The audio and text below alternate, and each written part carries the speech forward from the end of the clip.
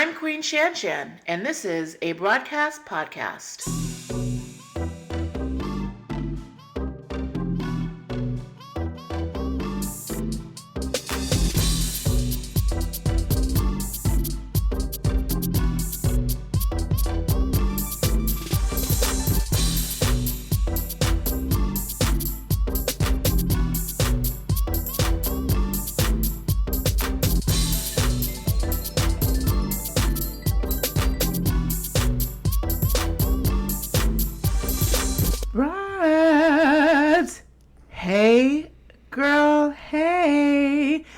Your girl, Queen ShanShan, and it's a new show. We have a guest, a special guest, and we are here for it. Be prepared to learn something today. Keep an open mind and listen to this informative and fun episode. Have y'all listened to episode 28? I mean, come on, Edward, you did that. Hey, Edward, how are you doing? That's 3 snaps, a twist, and a kiss. Okay. Because you couldn't see it, right?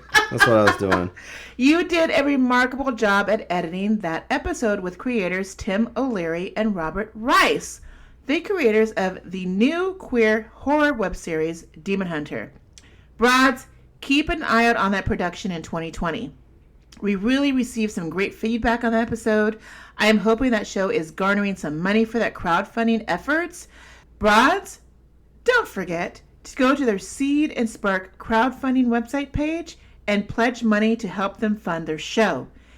It's a true grassroots production, and we need to help them live their dreams. Let's pay it forward, shall we? Wouldn't you love support and encouragement for your dreams? Well, it's time to dig deep. Whether you can spend $5 or $10 or $100, any amount of cash will help them fulfill their goals. So Rob and Tim, good luck on your new production, and thanks for being fantastic guest hosts. We are rooting for you. Edward, what did you think about last week's podcast? I love horror, so you know I was a big old fanboy. I know, you loved it. I wanted to ask a million questions, but I can't wait. Maybe I can play a dead body or something like that. Maybe you can play, yeah. Something in and the show. I would love to donate my apartment for them as well. Right, sure. Right. Yeah. Because we're all about it. I'll donate my body. And I don't mean that in that kind of way. Just my, if they need a dead body, I'm happy to. They're going to need a hot, dead body. A hot, dead body. You're done. You're ready. With good skin. With great skin. This week, just to give you a little taste of what was going on in my life, I had a chance to have some dinners with 2 great friends, Nicole Dunn and Victor Barillas. You guys know them. They were on their shows in the last podcasts. I had a dinner with Nicole Dunn, who is a CEO of her PR company, and Victor Barillas, who was on our show with Arsenio. Had time to catch up with friends and dinner and powwow and Kiki. Thank you, Nick, and thank you, VOB, for a great time. I appreciate your friendship. It's always great to have an amazing venting time with your friends, right? Who's VOB? Victor. Oh. I always call him VOB because his name is Victor Omar Barillas. I see. Yeah. So we had a great time this week for dinner. Get with your friends, you guys. Have some fun. You know what I'm saying? Everybody needs a Bob in their life. We need a Bob. Absolutely. In honor of the last week of Pride Month, we have a really special guest on the podcast. We welcome Wendy Dugan. She's a trans woman and a boss lady of a very successful construction company. She's a true boss lady and a true pioneer of the transgender community. I can't wait for you to meet her. She's been a really good friend to me, and her journey is quite unique. Stay tuned after the break from our honored sponsor. I can't believe this is happening. What's going on, Edward? I want to remodel my home and I can't find a contractor that will return my call. And I'm nervous about hiring one. I just don't want to be ripped off. Well, I am glad you told me. I just remodeled my own home and landscaped the backyard, and it's beautiful. RB Paving and Landscape Design. Look at my pictures. Whoa, they did a phenomenal job for you and your family. What do they specialize in? They specialize in concrete, asphalt, and landscape design. They made my backyard amazing with a custom-made fire pit and water feature. They even planted new trees and plants in the backyard, and it looks fabulous. Now we can enjoy our yard in the summertime and have cocktails. I need them. What's their number and web address? Ask for Ruben or Priscilla at 760-947-4191, or you can find them online at www.beltranpavingandlandscape.com. They serve the High Desert, San Bernardino County, and greater Los Angeles areas, and tell them Queen ShanShan sent ya, hunty.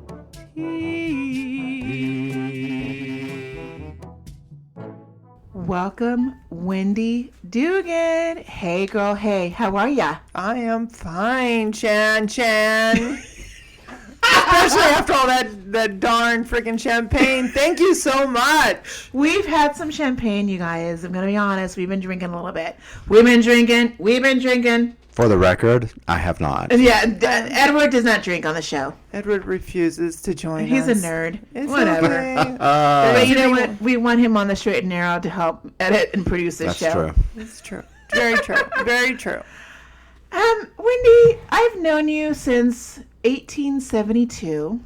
Yes. That's when, right? I think, isn't it after Abraham Lincoln got shot? We've known each other for a very long time, For right? a very long time, yes. We kind of grew up a few years apart, and we grew up in the same area. Yeah, Alta Loma, Rancho Cucamonga. Hi, Alta Loma Braves. Oh, yeah, that's right. Yes. That's right. I wasn't really a big sports fan back in the day. No, that was the name of our school. Oh, that's right. Yes, it's okay. It's all good. It's all good. I'm such a dork right now. It's I think okay. that the champagne's finally kicking in. I get it. I'm going to try to be super focused on this conversation tonight. Okay. We're going to be super focused, right? We're going to be serious. Okay, no, we're not gonna be No more serious. fucking around. Super serious. Sorry about the F word. Wendy, Yes, I'm a contractor. It's legal. True. Wendy, how did we become friends? Ooh, this is a good one. We became friends. I believe it was through. There was a party like in the 90s, the late 90s. Mm-hmm. You spent the night at our house. But this is before I spent the night at your house. I've known your ex-wife, Christina, which we call Tana, Her before nickname was Tana. I spent the night at the infamous night we'll talk about in a minute. Okay. But I know Tana through our mutual friends because me and the other girls, Holly, Cece, Paula, some other girls, we would have our camping trips up in the mountains, and Holly, we would spend the night or have a weekend at Holly's house. And we have such amazing, those were such great times. Like, I love looking back at those pictures. those are such amazing Are times. you kidding? It's like what's amazing funny times. is I have that same kind of group of friends, but I want to say there's a large majority of them that are trans. There's a few cis women in there, but there's a group of us that we go to Catalina and kind of do the same thing. Good for you. You know, Well, I believe definitely in girls' trips and girls' weekends because that is true sisterhood. It is. So we always had those trips together, and because I knew Tana, I met you because you guys were married, Yes. and you have 3 children that you raised, and you work in a construction business. You actually own your own construction company. What's the name of your company? It is called R. Dugan Construction. And as a transgender woman, we're going to get into that interesting dynamic that you are working in a very manly machismo, macho, very male-dominated industry. Yes. And we're going to talk about how you came to tell your employees, hi, I'm not a man anymore. I'm a woman. And it was telling them, and again, I think as humans we're visual creatures, and sometimes as we see things, we have to see something to kind of go, oh, there is a change there. So hearing something is different than seeing something, and I think that's the one thing that's different with. I wouldn't say really different. I mean, you could say what you want. Hey, I'm a woman, but when they see a woman, Right. they're like, oh shit, this is real. Right. We're gonna get into reality. We're going to get into that champagne tea in a few moments. Champagne tea. So, when you were a child, yes, you said you were about 3 or 4 years old and you felt different. Explain that to us, please. I want to say around 3 or 4. It was kind of weird because I remember when I first realized that I was different. I was under my sister's bed. And I remember hiding from everyone because I was dressed up in my sister's clothes. I was under her bed, and it was like, wow, this feels right. Mm-hmm. And that was kind of like the very first memory, which might sound weird to some people, but I mean, to me, that was my first memory of, hey, Wendy exists. Like there's something different here. This feels normal. But you were Randy. I was Randy at that time. Was your real name Randy or Randall? Randall. It was Randall. Yes. Okay. And when I'm 3 years old, I don't remember too much about my 3 years old, 4 years old, 5 years old life. I remember having Afro puffs and being in kindergarten and playing with my Barbies and my toys and playing with my friends, but I didn't feel what you felt in terms of, do I feel a different way? I always felt like a little girl. Did you feel like a little girl when you were 3 or 4 years old? You know what, to be honest with you, I didn't feel like a boy, but I knew survival in my family was, in order to survive, I needed to be male. Okay. And it's almost kind of your brain and your body kind of goes into a survival mode, or at least mine did.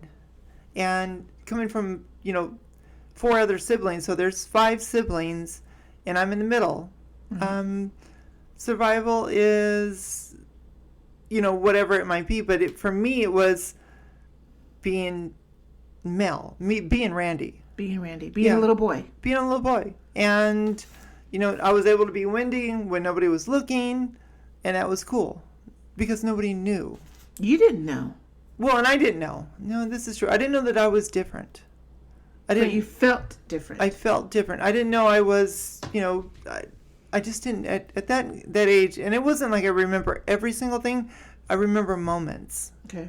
And that one moment under my sister's bed, and that was just something.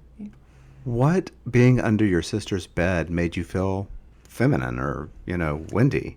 You know what? It's funny. You asked that. It made me feel kind of like at peace. I know it feels kind of weird, Was your sister a protector of sorts of you? Was it your older sister or younger sister?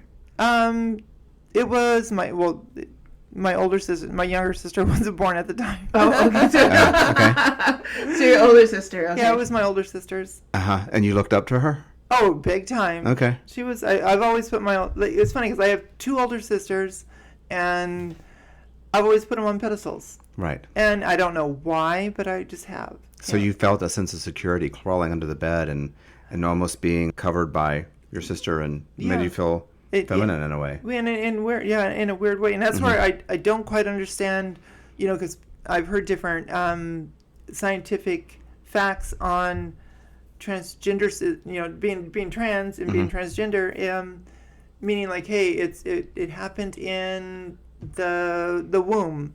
And then I've heard it happened in, just your surroundings, and I couldn't say how mine happened. I want to say it was a peace. Like I felt peace when I felt, like when I went there. Mm-hmm. That's so interesting. Yeah, because at 3 years old, who do you know? How do you know about yourself? You're 3 years old. You're 4 years old.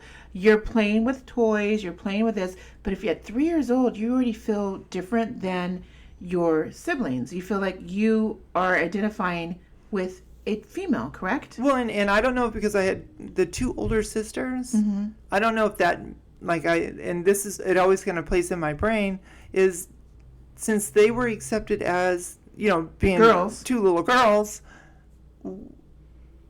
was my brain saying, "Hey, I want to be accepted like them?" Mm-hmm. And it's a good question because I don't know if there's a scientific fact behind it, but I mean, you grow up feeling a certain way, and like, that's I've always felt like that. Right. Interesting.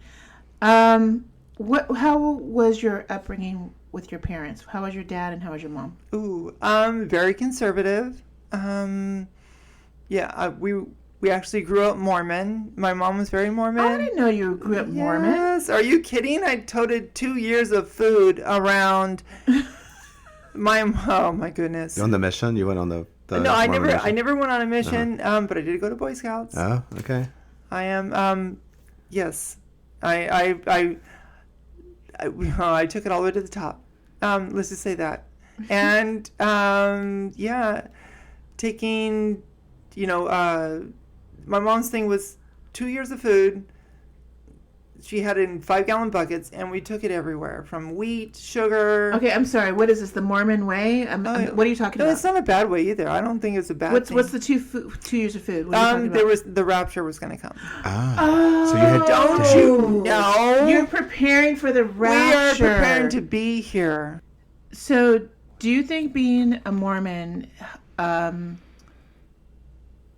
don't want to use the word help, but do you think it discouraged you from telling your parents who you felt at that time? Who you felt you were at that time? I don't want to say it actually hurt, because I don't think that I didn't know what I was. Mm-hmm. And I actually want to say I was afraid to say anything, because I was afraid of my dad. Why were you afraid of your father? Because he was a construction worker. He built bridges. This is back in the 70s. Mm-hmm. Let's be honest, 1920, right? Stop it! Stop it. Okay, this is the 70s, and he built bridges from all through the 210. Yeah, it's in a manly industry. It's a manly macho industry. You couldn't be any more manly than my dad. Right. And I think that his influence, it kind of gave me that I was afraid to be. If you were anything like a girl, if you cried, you were going to get smacked. And even if you were a girl? No. If you were other than a girl, if you cried as a little boy, if you had any, like, if there was a weakness there that he could spot or he could pick out, he's gonna smack you. Yeah. What? Oh yeah, and again, we grew up like that, and it's I think it was a product of our environment. Like, that's just kind of like that back then. That's how he was. That's how he became, like, that was, as a dad, he felt like that was normal. Is that what, and that's how he was raised? He felt that, he was raised much, I want to say much more, a dairy worker. I mean, his dad was a dairy farmer, and he was from Texas. Mm-hmm. Shout out to everybody. Texas. Why is everybody from Yes. Texas? We're in Texas because Edward is from Texas. We're in Texas. Edward from I'm Texas. from Texas. Are you really? Uh-huh. Oh, Yeah. I like Texas, man. Oh, yeah. There you go. They have good skin, I hear. They have great skin, especially if they moisturize. Okay. Don't put concrete on your skin. Just letting you know. All right. Mm. Where in Texas?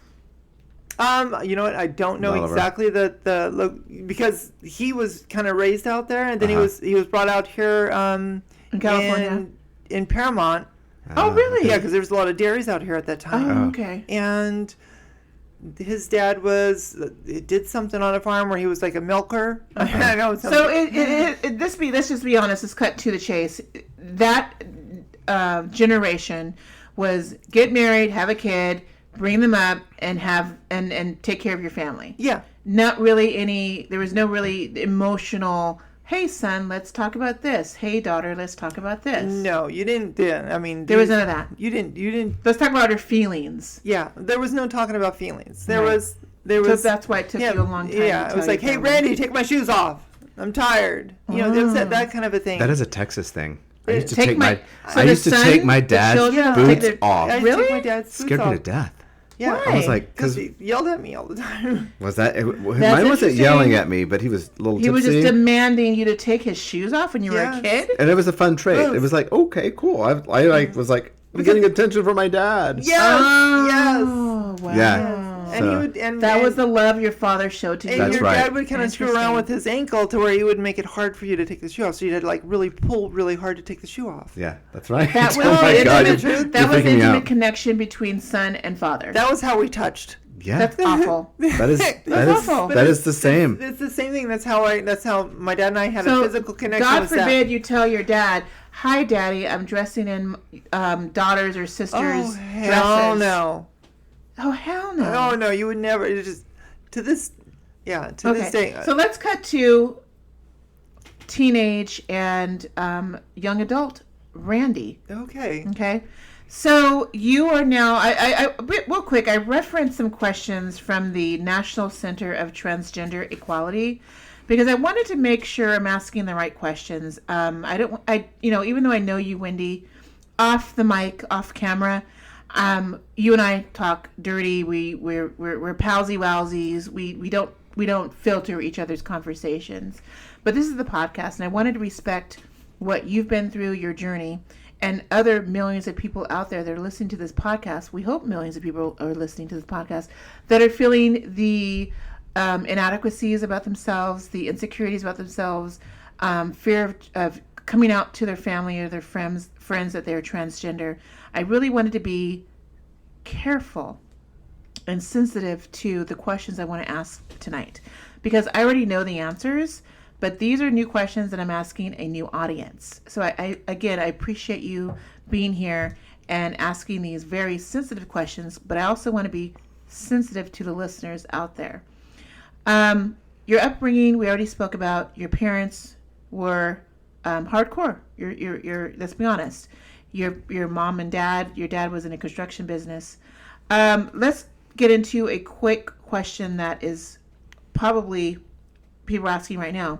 What is the difference between, in your opinion, or in your experience, between transgender and transsexual? Ooh. Boy, we're going right into it. We're going to go right into it. We're stepping into the tunnel, Honey, and we're going to take some. We are definitely getting some hot. where the strap metal is going to come flying. You guys ready? It's a one-way tunnel. After this is it because.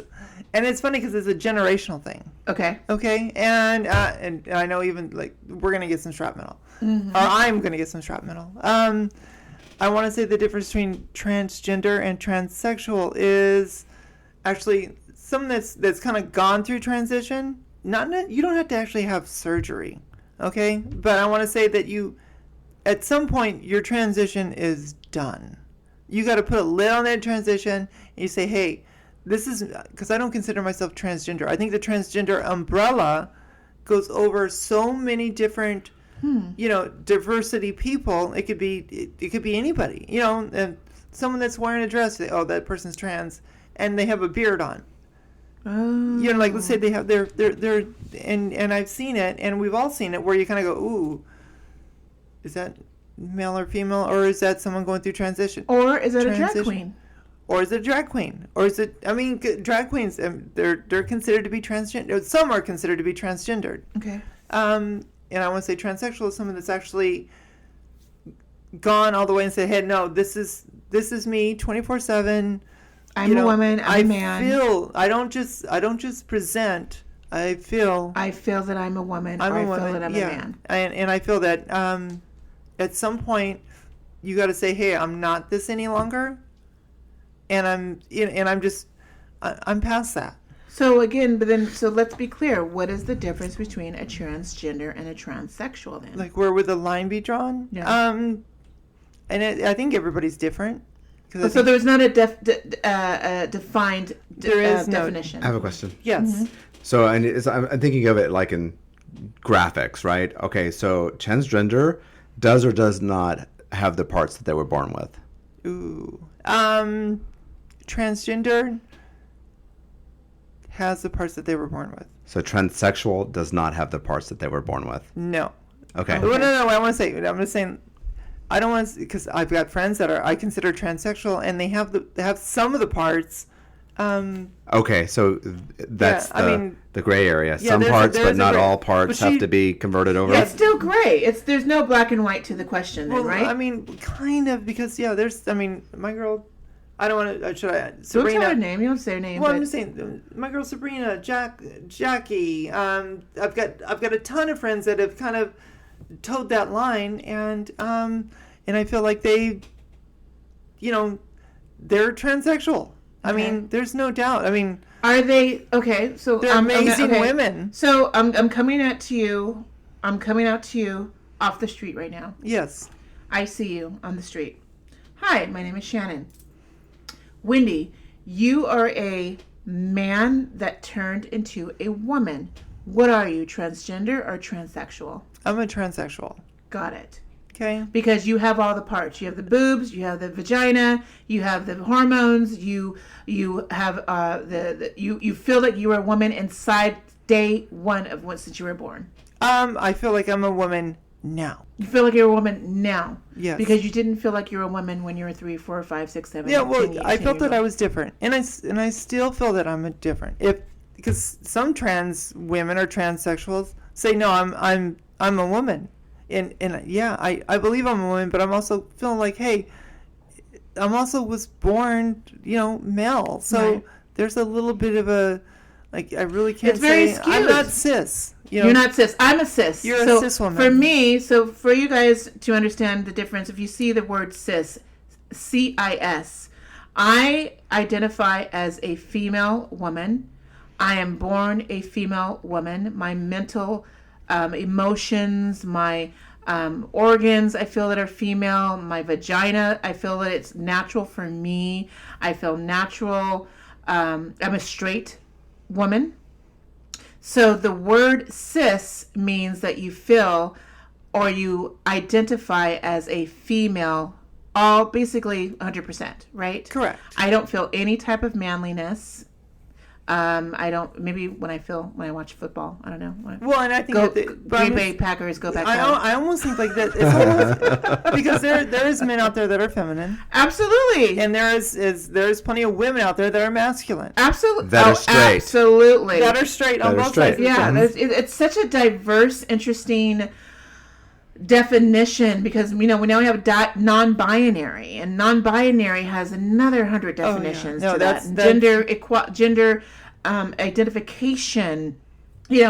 I'm a woman who's attracted to. I'm a straight woman who's attracted to straight men, but there are straight women who are attracted to gay men, or bisexual men, or transgender women, or and then as a transgender woman or a transsexual woman, who are you attracted to, Wendy? Oh boy, this is a good one. That's a good question. I know. I was like, where you wish you could have like questions flood in at the same time. I am now attracted to men. Were you attracted to men when you were married? You know what? I feel like we are in the court and the judge is asking me questions. So, you know what? This is funny because this was our conversation when. We're gonna get into that conversation in a minute. I won't get too deep into it then, but I mean, when you were married with kids, were you attracted to men? No. After your surgical procedures, after you've came out to your family, where did the attraction to men come into place? If you were already married 20-something years, you already had 3 children, where did the mind say, or you said, now I want a man? I think it's funny because your brain allows you to go places, meaning like it's almost like a switch went off. Like, I don't want to, it was like shortly after my surgery that it was okay to like men for me. And not that I was attracted to women. Like, there was a long stretch where I wasn't attracted to anybody. Oh, you were like kind of asexual? Yeah, I was just, and I mean, the only one that suffered was my ex-wife. Yeah. And God bless her. I mean, because without her help, I would have never been able to do what I did. So there's, there's that kind of like that gray area. Again, we were talking about gray area, and yeah, I can't say that I was like towards female or towards male. What I liked as, sexuality wise, I don't want to say that there was any like one sex, because I loved everyone. You loved everyone. So, but I didn't do anything with everyone. I was married. Right. Let's go back to the history. You had a first child with another woman before you met Tana. Yes. And that was your first child, and you had a short-lived relationship with a woman. That was short-lived, but you had a child. You had a baby. You had a son. Yes. And then you met Tana. and which is my good friend. Hi, Tana. Are you listening? I'm sure Tana's listening. Hi, Tana. And you were married to Tana for a very long time. You had 2 new children, if I may, Brandon and Jordan. Amazing children who I loved. When I met you guys, Jordan was about 3 or 4 years old, and Brandon was about, what, 7? I want to say Brandon was probably around, 7. Okay. And he totally loved you. So let's cut to after the concert. FYI, Edward, this was after the Drowned Tour concert of Madonna. Drowned World Tour. You Drowned saw her World Tour. here? Here, Yes. we went to the Staples Center.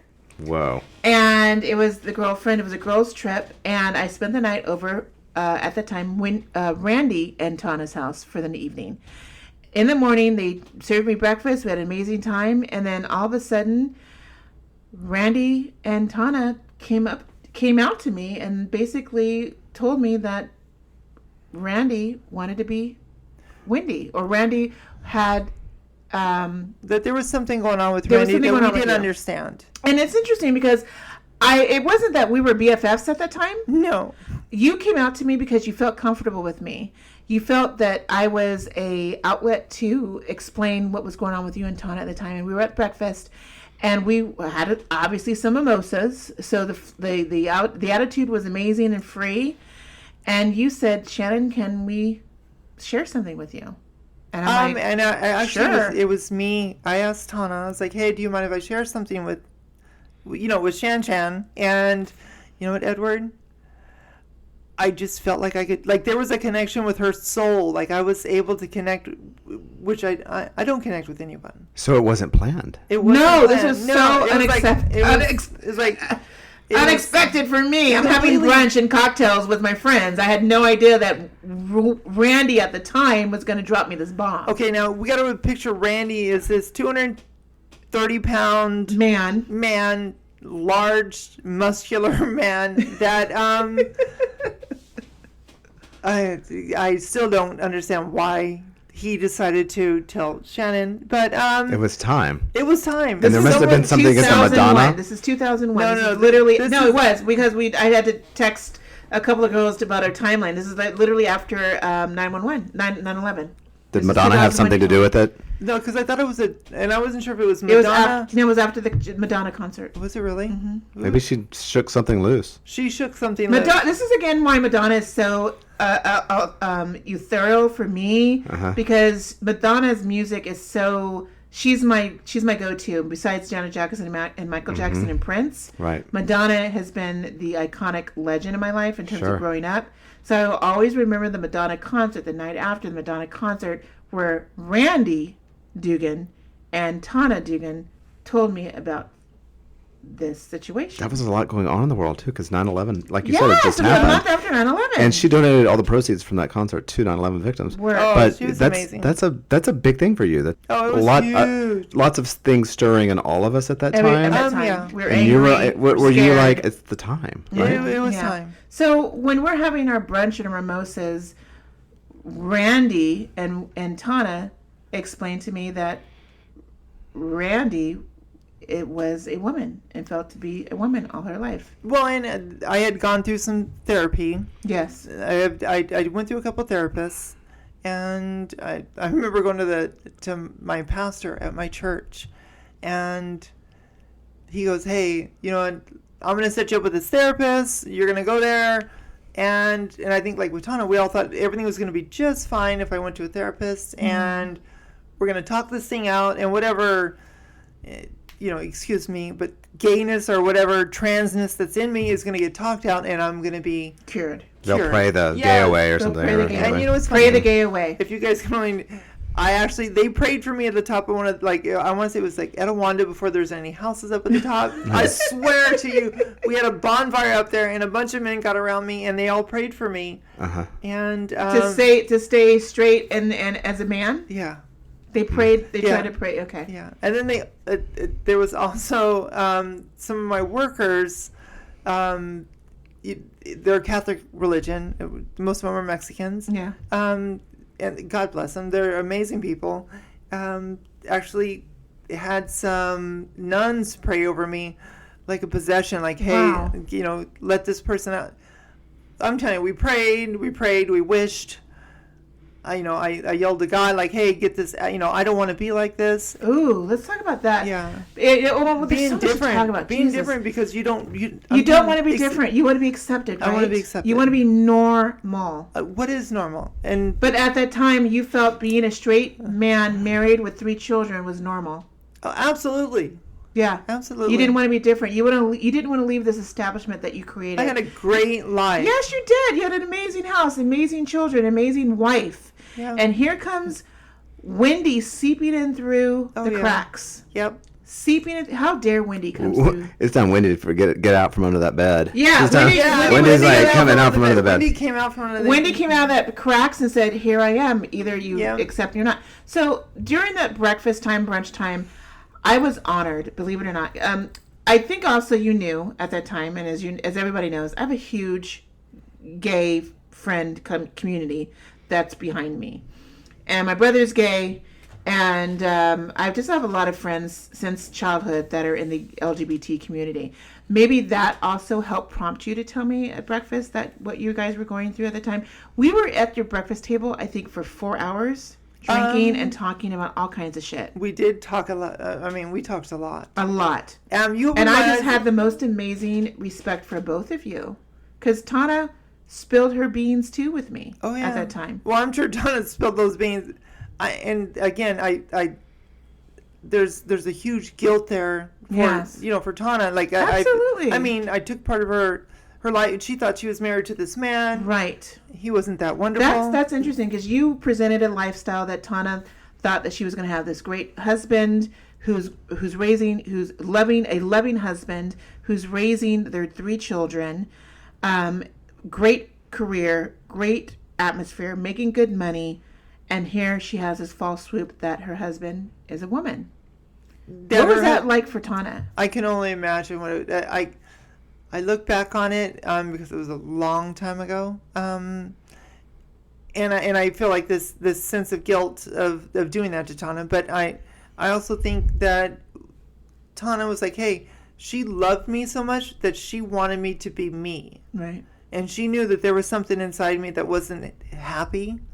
And she dug just kind of like you did. She kind of dug a little bit and it's like, hey, I dug. Who's I'm going to be honest, you guys. You were my first transgender friend. Thank you. You're my first transgender friend, so I had 1,000,001 questions. Absolutely. Good. All this and more after the break. Today, I'm finally an adult. You know why? Because I got life insurance, y'all. I got my life insurance policy through ShanInsure.com. That's spelled SHANINSURE.com. Be sure to check them out because they are a full-service licensed insurance agency. And you can be an adult too. Be sure to tell them that Queen ShanShan sent you. Hunty!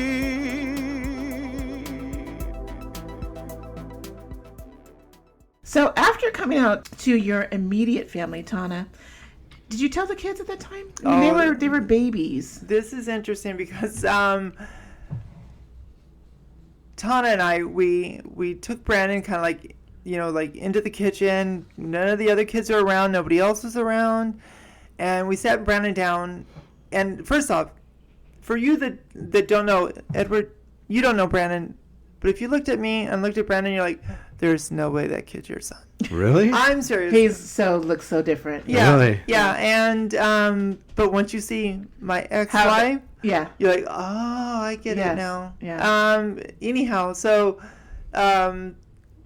we sit Brandon in the kitchen and we start talking to him like, hey, Brandon, we really need to talk to you about something. Brandon's, roughly 7, somewhere in there, 8 years old, and he's like, okay, what's going on?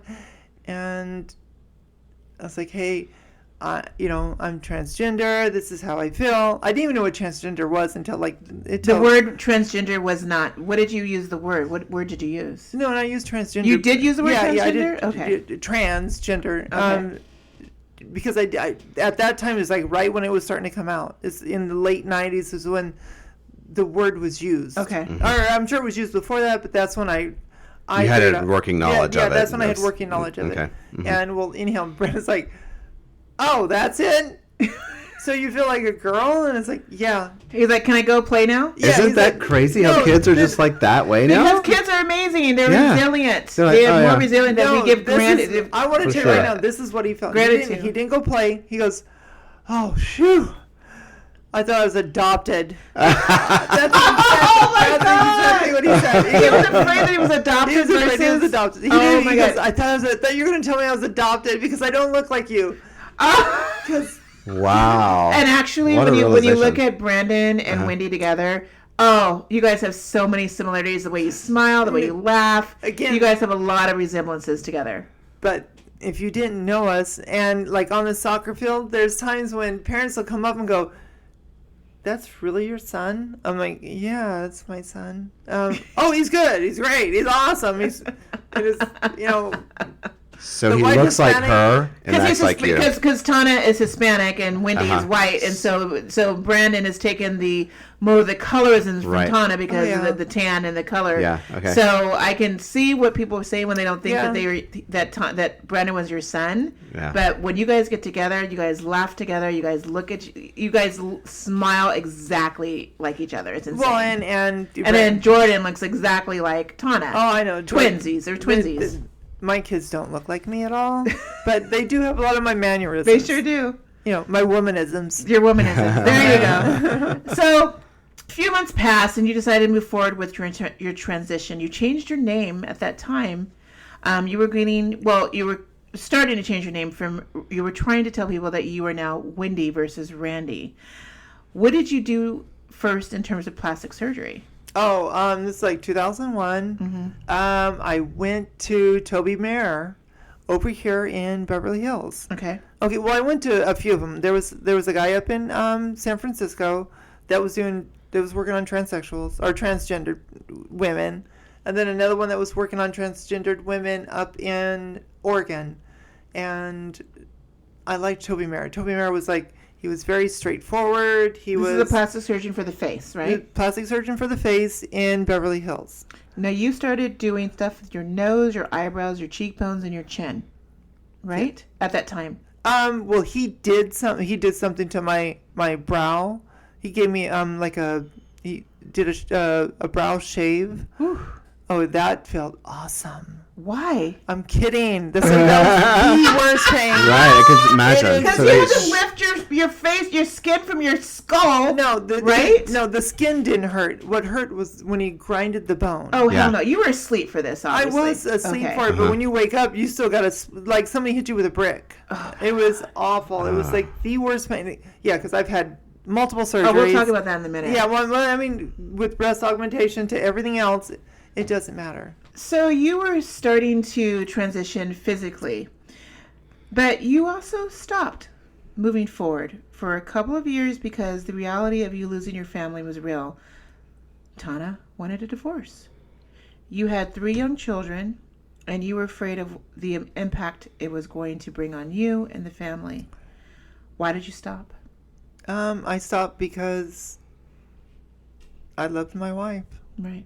And I didn't want to lose her or my kids. And I could see the struggle there was like an internal struggle that went on with the kids. That was kind of, you couldn't really like put you couldn't say, hey, there's a problem there, but I could sense that there was a problem there. Right. And I could see where Tana was having breakdowns over it.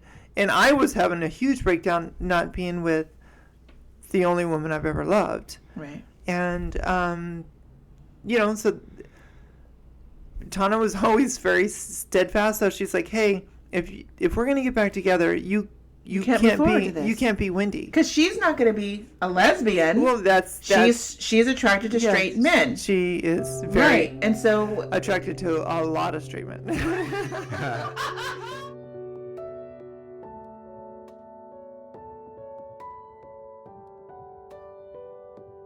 Let's go back. When you obviously told Tana what was going on, your kids going on, how did you tell your mom and your dad? Ooh.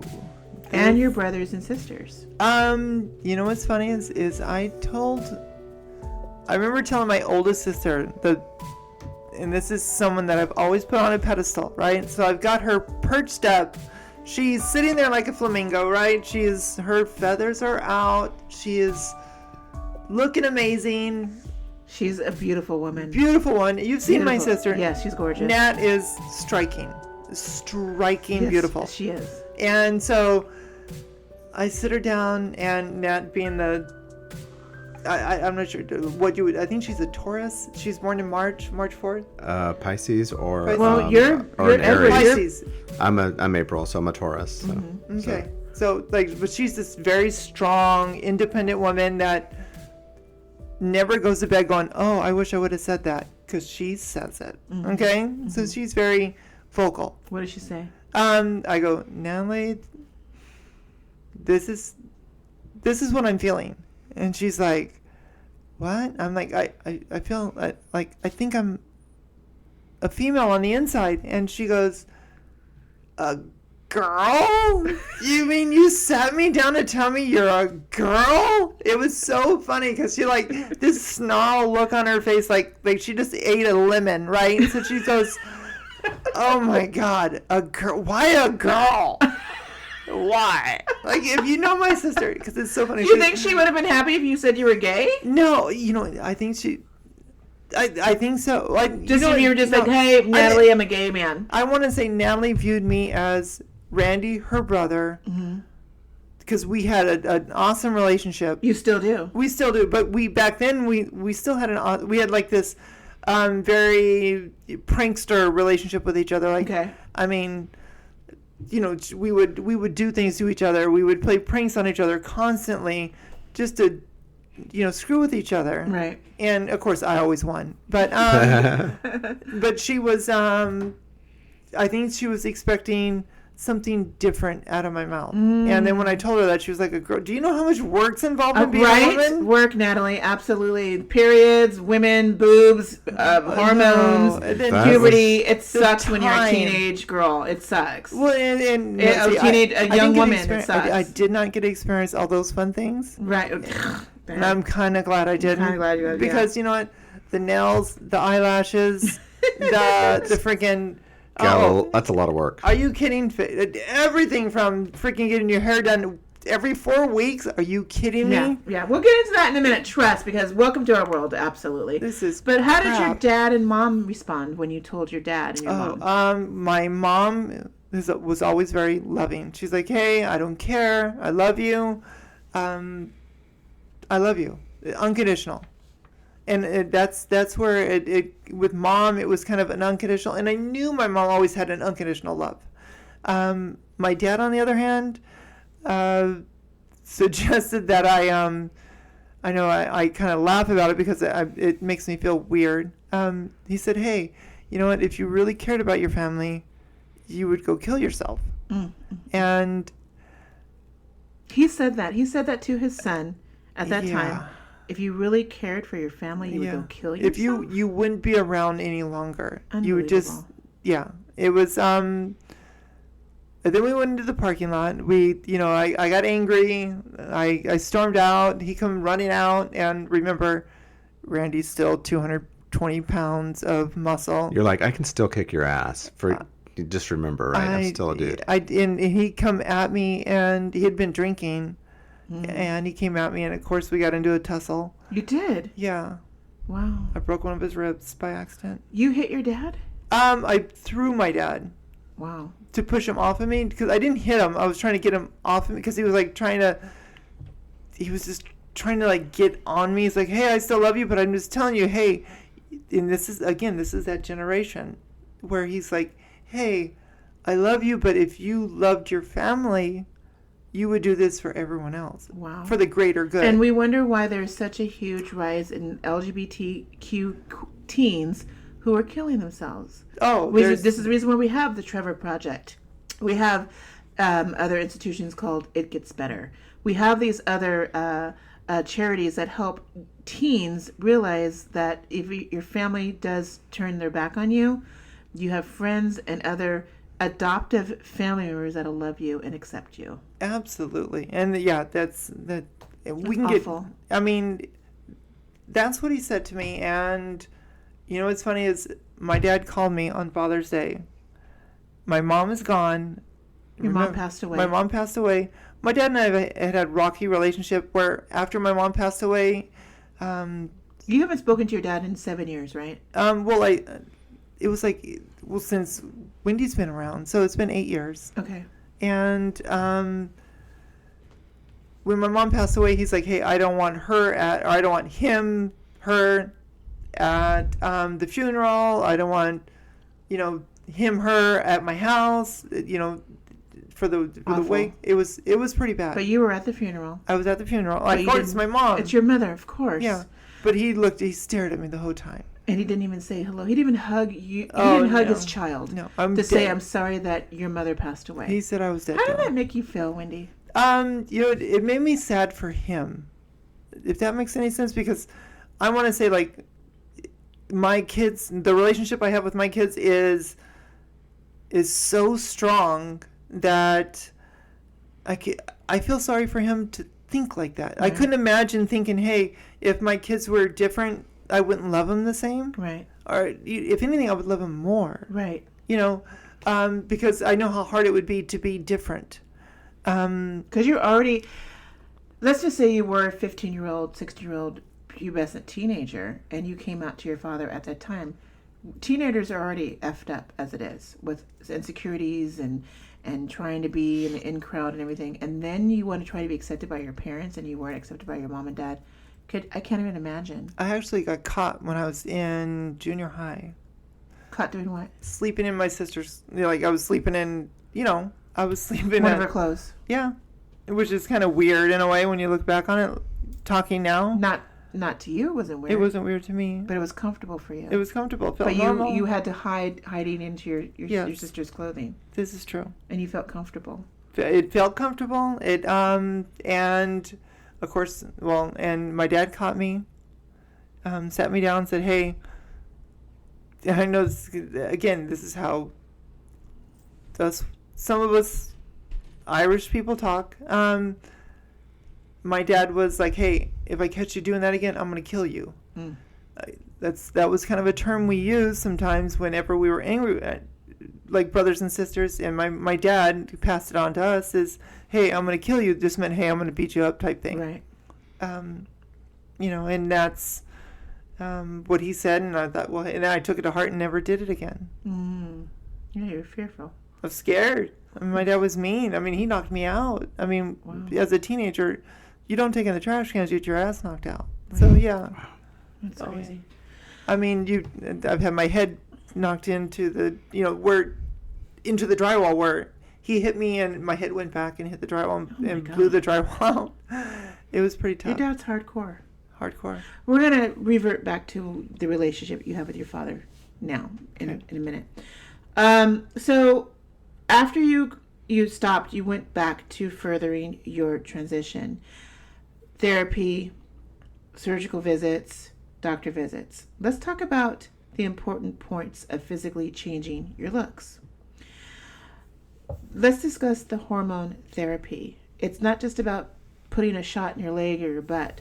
What does the hormone therapy do for you in terms of you have your estrogen and you have your testosterone. You are a man at this time, full-on man, and you're taking shots. What does the estrogen shots do for you? It actually kind of made me feel somewhat normal. Mentally made me feel somewhat normal, and physically it kind of like, I want to say, it thinned out my my hair, my body hair, and it kind of feminized some features that normally wouldn't be feminized in a born male, a male-born child. Like, does it soften your skin, or does it soften your hair? Oh, my skin, yeah. It does? My skin got incredibly soft. Do you take the shots in the butt, leg? Where do you take the shots at? It's in my leg. Okay. I put it in my leg. And how many shots do you have to do it? Once a month, once a year, every 6 months? How are the shots? It's bi-weekly. Bi-weekly? Yeah. Did you do it yourself? Yes, after the first... you have to do... fear of needles, so it just freaks me out. Well, and the needles, yes. And needles are tough. They still suck. I want to say... You still take hormone shots now to this day? I do. Even though I've had reassignment surgery, yes. Okay. I still take hormone, but it's like around 40% of the dose of what I used to take. How long does it take the estrogen shots to take effect? Ooh, that's a good question, Edward. I want to say it takes roughly. Yeah, I think it depends on age, first of all, because I think if you're a male that has already matured, it's going to take longer. I think if you're younger, I mean, it's like right away. Like if you're around 18 to say 22, it's pretty amazing how fast it works and how fast it almost backs up your masculinity. It totally and you become this fantastic looking female. I've seen girls that have transitioned from 18 to like say 25, and they're strikingly beautiful. So the younger the better. Stunning. Like if you started younger, it's better. Way better if Got you it. started younger. Okay, I was always curious. You also had to change your voice. Many people don't realize that when you are in this transition, you want to change your voice to a more feminine voice. You had a very deep voice when I knew you. I did, and I want to say that was like one of the biggest deals which Toby Mayer, thank you very much, over at Beverly Hills Physicians. Yeah, I think that's what it's called. But Toby Mayer actually got me in a room. Was like, hey, he goes, I can help you, and I was because I didn't know what to do. Yeah. At that point, I was like, hey, I had transitioned fully into Wendy, and yet I still kind of sounded like Randy. Right. And I was like, I need some help.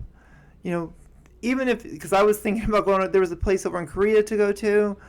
I looked into Korea. I looked into another doctor in Arizona. Going to the country, South Korea? Oh, yes. What? They know what they're doing there. They are on top of that. There was a doctor over in South Korea that can actually do some vocal surgery, and he had been doing it on a few other trans women, and he had success. It's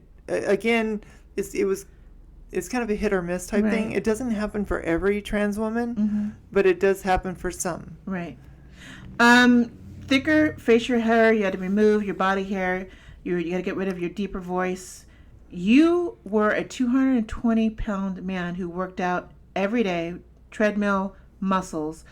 The hormones helped reduce your muscles as well, right? I still think I'm very muscular. You're not. I am. You're not. I mean, bitch. You're not. I feel like I could still arm wrestle with the best of them. Okay. Are you sure you can? But the muscle definition to what you used to look like, Miss Wendy, to what you used to look like when I knew you as Randy is quite different. You're very slender. You're very feminine. Your body's in the right proportion. I just want to slap you right now because you look amazing in front of me. The hormones are working in terms of decreasing the muscle definition in your body because you're not Randy where you were bulkiness. You still work out every day. You still do the treadmill every day. You do your Peloton. I love my Peloton. You love it, but you're not who you were physically as well because I think the hormones is helping take you to a different level of being a feminine physical body. What's a Peloton? The Peloton, the famous bike. Yeah, it's a spin bike. It's the online spin class that you can take. Oh, I didn't know. Oh, yeah. Spend $4,000 on the damn bike, and then it's like $2,000. Oh, you really? get the most amazing. That's the trainers that I have: Cody Rigsby, Alex Tersan. I'm telling you, these guys. Are you listening, Peloton? They want a sponsorship. You need to check out. I'm telling you, Cody is the hottest dude that's ever spun in a spin class. Go to the Century City Mall. From a bike? Yes, go to the Century City Mall tomorrow. Alex, check it out. You'll see the Peloton bike and the Peloton treadmill. And it's super duper expensive. And no, it's not super duper expensive. Yes, it is. But it's so motivating. They get you on that bike, and Wendy, we're not Alex rich gets me like out you. there. Alex. No, we don't have a construction company. I'm telling you, it's $29 a month. It's $29 a month. Is it the one with the screen and it takes you? Okay. Yes, okay. Yes. I love my boys. It's for Peloton. rich people. Call us Peloton. We'll do a commercial for you. I love those people. Let's put it this way. I can't afford a damn Peloton. You can't afford $29 a month? No, that's $29 a month. Girl, how much is your trainer? My easy. Wait, we're not going to get into that. That's like 20 minutes of your trainer. Are you kidding? Are you get, and I'm telling you right now, you get off that bike and you're like, oh my God, I love these people. Yeah. I mean, everyone. Peloton has changed people's lives. God, this is a Peloton ad. Yeah, it is a Peloton. No, I don't mean Peloton. Are you listening? I'm saying I love Peloton. I love them guys. We're so good off the subject. Changing your facial features. You said earlier that you had to change your brow, your actual brow bone. Oh, yes. You had to have rhinoplasty, which is your nose. You had to reconstruct your chest. Obviously, it's called top surgery. You had to have a mastectomy, which is augmentation. You had to get boobs, titties, removal of internal sex organs like a uterus or ovaries. But in your case, removal of your penis. And I want to get well, into it wasn't removal, but it was genitalia. Okay. Did you have a big dick? That's what I've been wanting to ask. Did you have a big dick? I'm just asking it. I don't know. Randy was gifted. Let's just say Randy was gifted. Randy was gifted. Okay. There we You go. were packing a penis, Wendy. I'm just saying Randy did okay. Okay. Randy did okay. I'm gonna ask Tana. I am dying right now. Okay, we're gonna get into it. Let's get into the tea. You finally decided to do full reassignment surgery. What year was that? That was in 2012. Okay. How did you find the doctor to do the reassignment surgery, and how did you know you could trust him? This is a good question because actually back in 2001, I knew what I was going to do in 2001. Okay. So I went around the country and I researched every doctor that did reassignment surgery. There was a doctor in Oregon that ended up moving to Arizona. He still has his own practice down in Arizona. And then there was a doctor in, here in Beverly Hills, Dr. Alter in Beverly Hills, which I preferred. And there was Marcy Bowers that was down she was in Trinidad, Colorado at the time. Oh my God. Yes. How? That's so random. Yeah. I used to live near there. Really? Yeah. And It's a small place. It's a very small place. What? And she actually transitioned. I think she actually transitioned there, but So she was a man as well as and now she's a surgeon. Okay. That's crazy. So you found a doctor here in Beverly Hills, California. Correct. And what was the doctor's name? Gary Alter. How do you spell his last name? Alter. So does the trans community know this doctor? Is he really well known? I'm telling you, it's the Beverly Hills vagina. Okay. Okay, I'm just saying we've all nicknamed him in our community. The ones that have had anything done by him he is the Beverly Hills vagina. So let's get into it. Yes. You are in the operating room 6 o'clock in the morning. Doctor's already told you 2 or 3 months in pre-surgery, post-op, whatever you want to call it. This is what we're going to do to your penis. Oh, and he actually sent me a video on it. Let's talk about it because I think everybody's going to be wanting to listen to this. Are you kidding? Have you ever Tell us how reassignment surgery works. What do they do to the penis to become a vagina? Okay. Well, and when I first opened the video, I'm like, all right, I'm going to see exactly what happens. I got about 45 seconds into it. I'm like, I am not watching this video. I am done watching this video.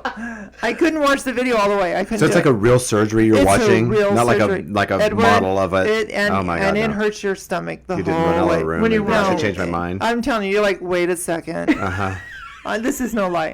Shannon, I'm serious. You're like, I think everyone looks at it and goes, especially dudes, are gonna go, ooh, like it's hardcore. Did you take a lot of pictures of your dick before you had it? I did not. Spliced? I was not. I never did. I couldn't do that. No. You didn't take dick pics? I never did. Wow. You didn't take dick pics. I never did. I swear to God. There's Come not on. one picture You on this are a earth liar. of your dick. Every man, gay or straight, swear trans, will take pictures of their I have penises. never taken a dick Oh, pic. I'm calling you out right now. I Wow. want you to call me out because you know what? You called me out on masturbation. Okay. Wow. Oh yeah. Okay. We're gonna. You want to get to the tea? All right. Get into the tea. So what happened next? Okay. The video you were watching it, and you're like, no, I gotta throw up or something. You're gonna throw up when you saw this. Well, and I basically said, hey, you know, You're not gonna do it. I didn't say I wasn't gonna do it. I knew what I was gonna do because I wanted to feel complete. Right. Okay. And for me to feel complete, I needed to finish. Because you already had the boob. You already had the boob job already done at that time, right? Yeah. So you had the boobs. You had the breast augmentation. I'm gonna say boob job. Let's be honest, bitch. boob job? Today's Titties! You got the titties! What size titties do you have now? This is my second breast augmentation. What? Why did you have to do a second job? Because I didn't have enough breast tissue. Oh, because as a man, it's very svelte, it's very flat. Yeah. So you had to put extenders in your body, right? Well, they weren't really extenders, but they were just smaller. So I went from like a 420 to a 525. What is that in cc's? cc's. Okay. So what size were you in your first surgery in your boobs? 420. No, size bra. When I had reassignment surgery. The first time you had your breasts done. Okay, I was a C cup. And now you're a D cup now? No, I'm still a C cup. You're still C cup, really? Like 36, 38. But because you look absolutely 36. proportionate. 36? Okay. You're a 36 what? C? C. Oh, okay, wonderful. I'm Do you want to get big? average. What'd you say? I'm average because I've been thinking like I've always wanted. Do you want have bigger ones. boobs? I do and I don't. I'm getting older. Don't get bigger boobs. I know They look great. Easy, Edward. I had my breasts reduced. You did? My I eyes are used up to be here. I used to be a 46G, double G. Well, yours look great too. In 1998, and then I had my boobs reduced. Oh, I didn't know. So now I'm like a 44D or something like that. And I need to lose the weight, obviously, and I think my titties will be shrunken when I lose more weight. But when I have that shrunkiness, I'm definitely going to get a boob job to lift the girls like- up. I want the girls lifted and perky. I want the nipples to poke you right in the eye. Oh. They get there 10 minutes Are before you kidding? Yes. Yeah. Get there 10 minutes for you. I want to go hang my hat on those things. Okay. Yes, you want to lay your hat, you want to lay your rug, you want to lay a scarf on my nips. That's Something. right. Something. Oh, Like, hey, there's an idea. Business idea. I want to cut some class. Lay scarves. your scarf on the nips. Yeah. Okay, we're giving out some business. Anyway, Like, digression exists. I'm telling Sorry, you. so let's get into it. I want to know what they do with your penis. Oh, okay. So what they? Oh, this is gross. Okay. Tell it. Okay. What they do is they create a pocket inside your pelvis, and they kind of shove your penis up inside you. So they cut the penis in half? No, they cut the penis. They don't cut it in half. They kind of take the insides out and they shove it up inside you. I'm telling you, I don't know the whole thing because I couldn't watch the whole video. Uh-huh. Okay, but they take your penis and they invert it up inside you. So do you have a penis still inside you then right now? Is that your vagina? I need one. She's got his own penis inside This her. is different. Wait a minute. Wait. Okay. Let me make sure we're visualizing. This is the podcast, not a video. You have a penis that sticks up out of your body. They make a pocket into your pelvic area. Correct. And then they invert the penis into that pocket area, so it's sticking into your body. Correct. That's not so hard to believe because No, but remember when that's- we were kids, you'd push your penis down inside a hole, and I don't know if you did that, but I did. I don't know. I don't have. And I you'd don't push have it a in, penis. and it wouldn't. There was no hole in my pelvis, so it wouldn't go inside of me. Yeah. But they just push it in. This is basically the Basically the same same. thing. They Okay, take out the. And then I mean, they Yeah. create. How do they create the vulva, the vagina lips, how do they create the vagina? Okay, well, they do that, I guess, the outer part of it with your rectum and your scrotum and your, like, they took part of my colon, is what I should say, part of my colon, and they put it in, they made it part of the vagina. So those are your pussy lips. No, that's actually inside my vagina, so Wait, that it keeps I'm so moist. Okay, confused. I know, I'm confusing you because I said rectum. I've been drinking, okay, so I'm sorry. I wanted to say rectum. I just thought it sounded cool. It's a good word. It's a word, okay? It's And I had to use the word pussy lips. So You did? I sure Yes. did. I had to That's throw a rectum in 3 there. cocktails down already. Vagina lips, your vulva. Okay, and that's made from not from your scrotum, but I don't have a scrotum. I know. Easy. Well, I'm just saying, hey, I think you got some lady balls going on, girl. Well, evidently Randy had a lot of scrotum to get out, Yes. so. Randy had plenty of, like, excess skin there, okay? Oh, you did? Yes. So again, we're trying to make sure the visualization is correct for our listeners here. They invert your penis inside your body, and then they take some skin from your colon to create the vulva. Well, and some of your scrotum. No. They take the skin from you. They take some of your colon tissue and they make the vagina with the colon tissue so that it stays moist. So it stays moist. Yeah, so now I got a stinky ass vagina. Okay. And now the nuts are in a a jar of alcohol or something? Or they give a jar of vinegar. vinegar, a jar of vinegar. That needs to be Sit- washed out every day. sitting on your dumb shelf now. like, those are my nuts. Those are my nuts. We don't want the 35 countries thinking that Wendy Dugan has a stinky vagina. Oh, I don't. You don't. It's very fresh and very It fragrant. smells correct? It was stinky Roses. that day It was. from the surgery. I'm sure it was saying. stinky that day. No. Yeah, of course. It was. It was a. It was was it swollen? Like, how did you feel? Like, okay, first, before we even go how you felt after post-operative, what else do they do to create the sexual organs so you can have sex? Okay, well, and I think that every doctor's a little bit different. Okay, some doctors, they might do something different with the scrotum. My doctor, I hope, I pray that I get this right, because he will send me an email saying, "Hey, You said it wrong. you said it completely wrong." They take like the head of the penis, and that's what they create your lips and your clit from. Oh. Because it's sensitive. Okay. It's very sensitive. It's very sensitive. Oh, So it yeah. remains sensitive. Yes. Very good. Okay, I gotcha. So if I run really fast, I have an orgasm. No, Do you- I'm kidding. I'm totally just kidding. I was trying to get Shannon to laugh. That's all. Oh my I love her gosh. laugh. It's like an inner ejaculation. It is. It is. How is your sex? How is having sex today with a man? Ooh, that's a good one. How do you know I've had sex with a man? Oh, stop it. I've heard your stories. I'm coming to you as an interviewer, not as Shannon, your friend. I'm coming to you as an Okay. interviewer. I know your stories. Well, and I want to say that it's pretty amazing. Sex is great. Well, I want to say sex is good. It's much better as someone being authentic. Right. When you feel like yourself, sex is obviously a lot better. Yes, it does. And You have orgasms? oh yeah, Are they deep and long? they're deep and they take forever. Good for you. Do you know how jealous we are as just women, No. cis women? It takes forever to get there.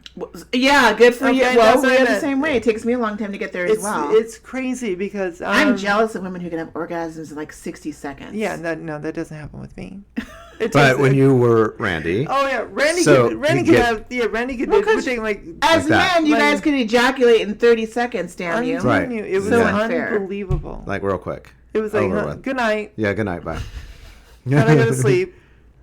And then now it's weird because like there's like So when- now you're a woman because you're a woman. You have the hormones and the innards, and it takes a long time to and orgasm. it's not just there's got to be a lead up to it. I know this sounds kind of crazy because No, it doesn't. I I'm never- a woman. I get it. I know you get it, but he doesn't. Okay. Do you get it, Devin or Edward? Mm-hmm. Do you get it, Edward? I get it, but I don't get it. I mean, saying like there's like there's got to be a romance behind Foreplay? it. Well, not just foreplay, but like you've got to kind of build the mood, or I want to say he's got to build the mood so that. Okay, we're gonna. This is already gonna be an explicit episode. Okay. Do you like a man going down on you? Oh, you and your fucking questions. God damn you, Shannon! This is an explicit Who episode. doesn't like that? I love it too. Who doesn't like Do that? you feel that going down on you is better than having penetration sex? Yes to both. Because you're a woman. I'm a woman. This is something I want we it both. talk about all the time as I want it women. both. We want both too, but honey, when someone goes down on you, it's the bomb.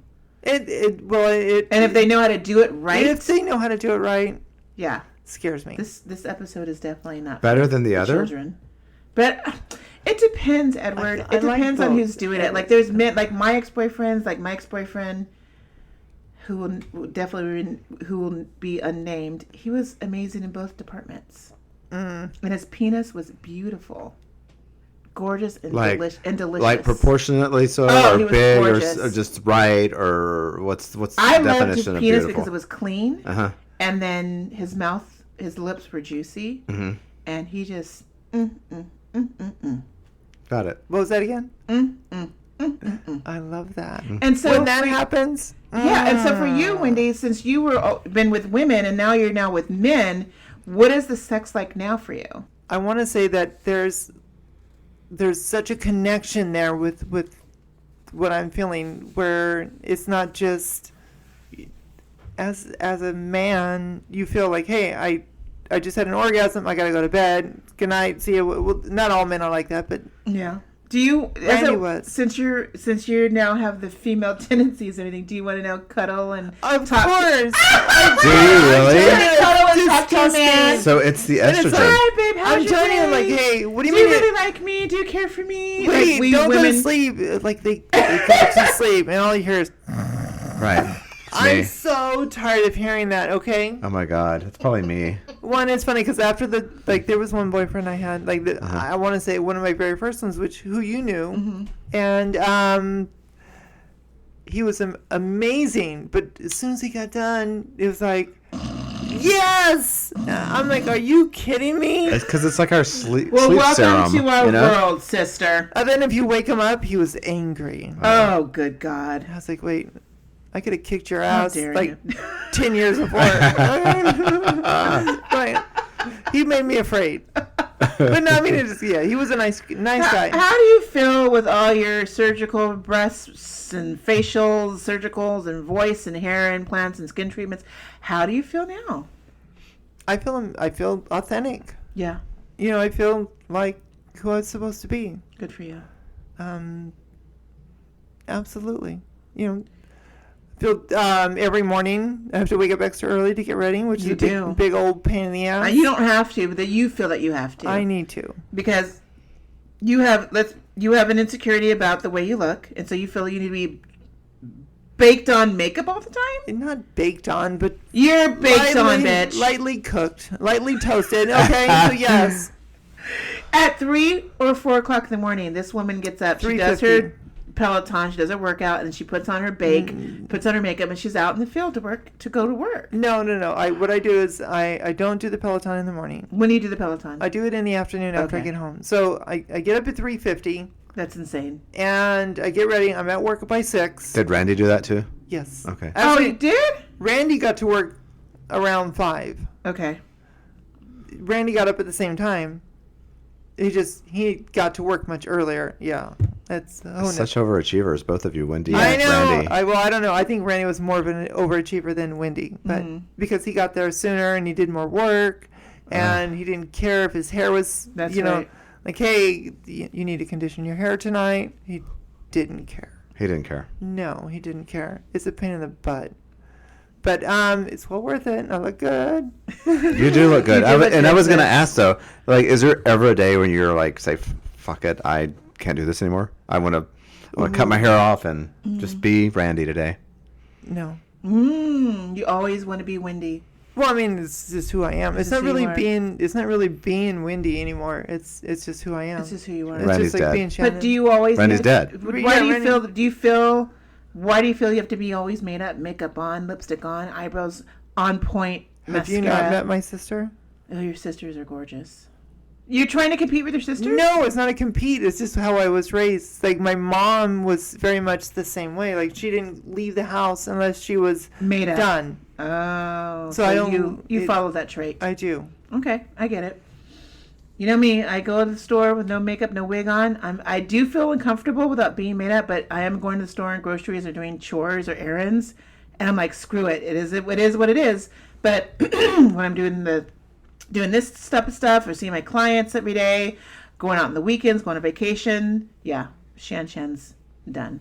I'm made up. You're true. You're right. I mean, every time I see a picture of you, you're done, girl. Thank you. It's very Texas of you. Not today when you saw my Instagram story. Yeah, it's very Texas. You're right. It's very Texas. They It is go very out Texas. like made up. My mom taught me. My mom right. taught me you do not leave the house without any lipstick or mascara. It's true. My mom is 79 years old. Right. So you don't. Your mom is always on point. My mom's Every always photo, on point. like just like you. Yeah. So yeah, we don't leave the house without looking decent. Ever. Definitely not washing your ass and brushing your teeth. That's for sure. No. So cut to today. But before we cut today, let's have a little break. Edward, I'm hungry. I'm always hungry. What do you feel like having for dinner today? Always pizza. Ma's Italian Kitchen. Boom. Let's look them up. They're in Burbank, California. Oh, easy. You ready to go? Yes. Ma'sItalianKitchen.com and tell them Queen ShanShan sent ya.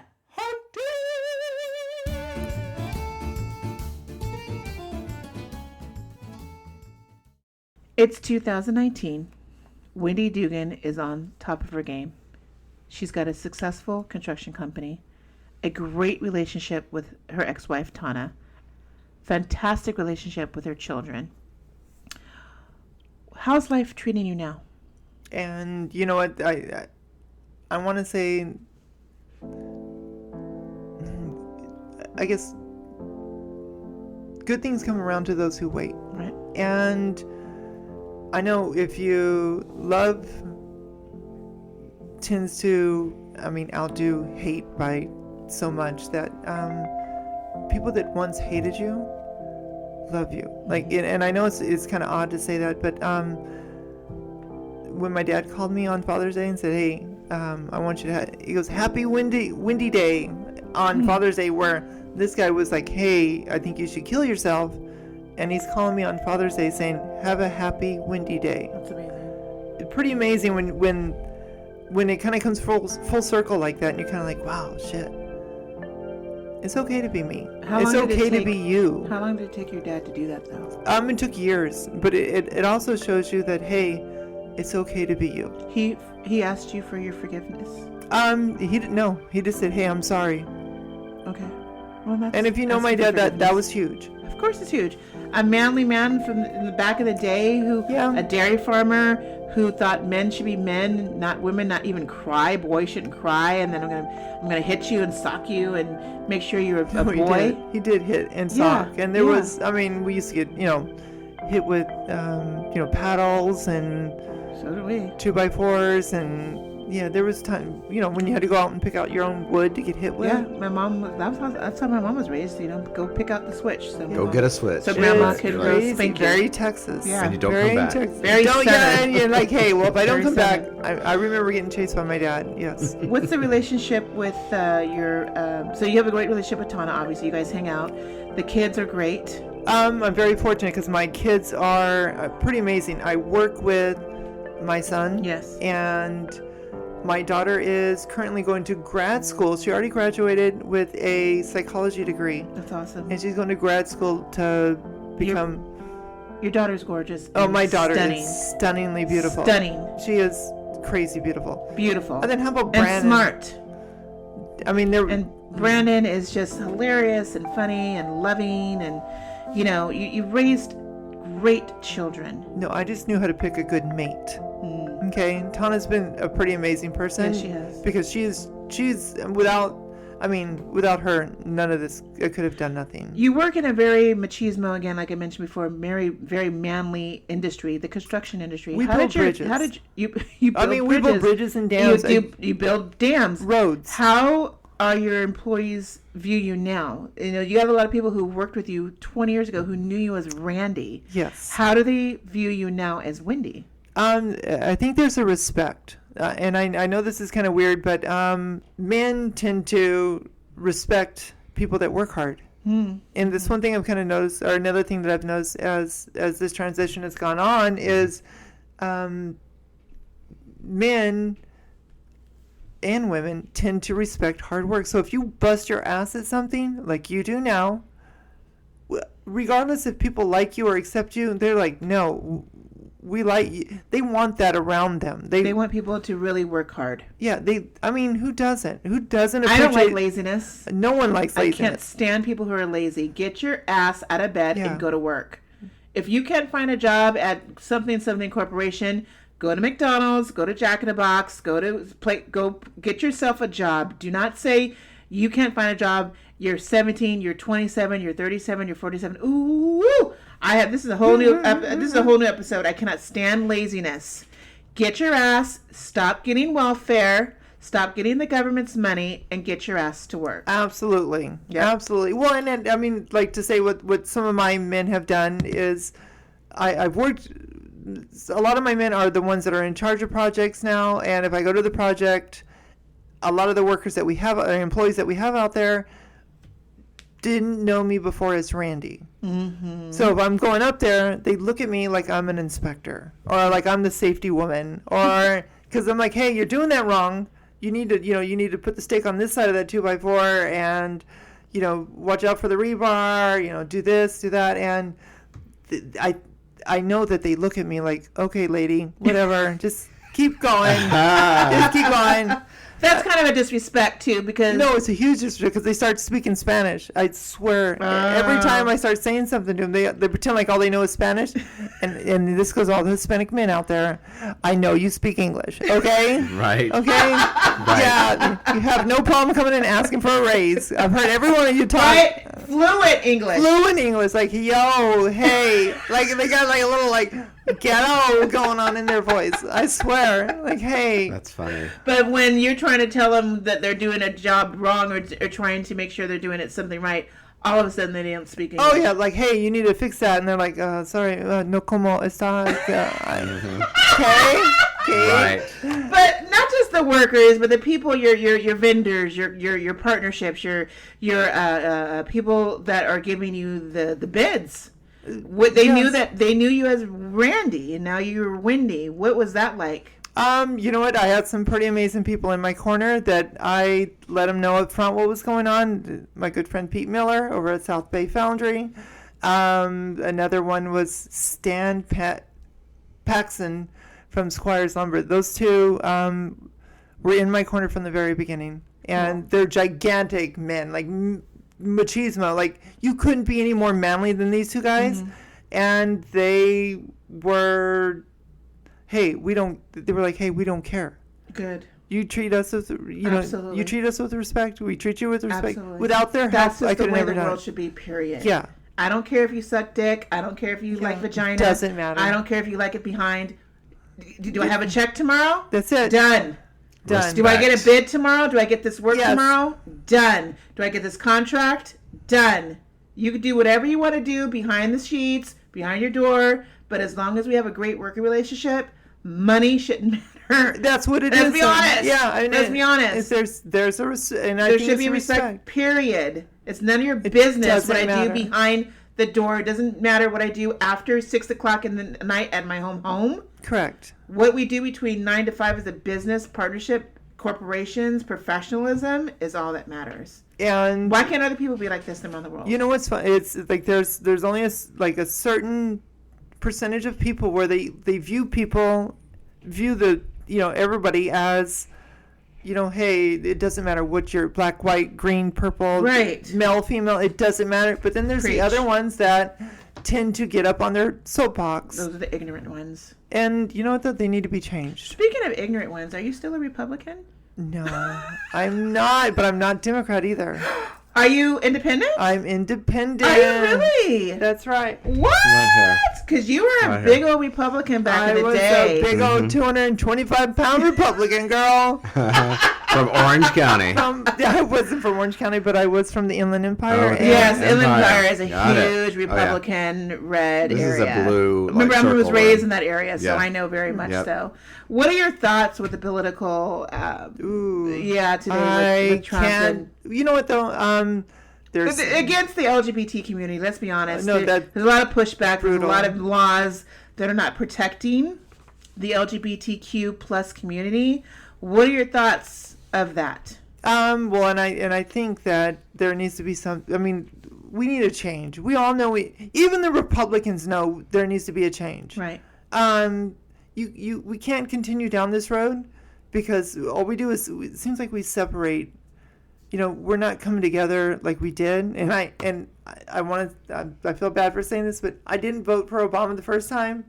I shouldn't feel bad because I didn't think he was going to be that good, and he ended up being a very good president. Yeah, he's not perfect. No one's perfect. No one's perfect. And I got to stop saying that. No one is perfect in the presidency. We're all imperfect. We all make some bad decisions and some good decisions. But I'll tell you right. When we had Obama in the presidency, there was something called decency. And now in the last 2 years, where's the decency gone? It's so embarrassing. When I travel all over the world and they know that I'm American, they go up to me and said, why did you vote for Trump? And I'm like, I didn't vote for Trump. Yeah. And it's embarrassing. These are the words. These are the questions I get.